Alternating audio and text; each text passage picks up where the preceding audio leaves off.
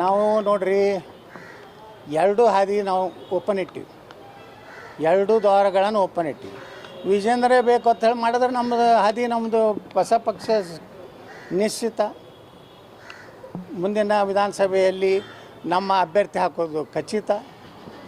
ಕರ್ನಾಟಕದಲ್ಲಿ ನಮ್ಮ ಸರ್ಕಾರ ಬರೋದು 100ಕ್ಕೆ 100 ಸೂರ್ಯನಷ್ಟೇ ಸತ್ಯ.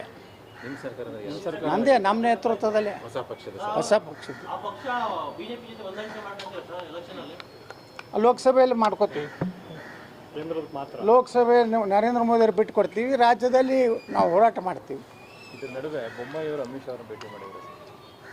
ಪಾಪ ಅವ್ರು ನೋಡ್ರಿ, ಈಗ ಎಲ್ಲ MP ಗಳು ಭೇಟಿ ಆಗ್ಲಕತ್ತಾರ, ವಿನಂತಿ ಮಾಡ್ಕೊಳಕತ್ತಾರ ಅಮಿತ್ ಅವ್ರಿಗೆ, ಏನಾರು ಮಾಡಿರಿ ಈ ಮನುಷ್ಯನ ಮಾಡಬೇಡ್ರಿ. ಒಂದು 2 ಹೆಸರು ತೊಗೊಂಡು ಹೋಗ್ಯಾರ ಬೊಮ್ಮಾಯಿ ಅವರು.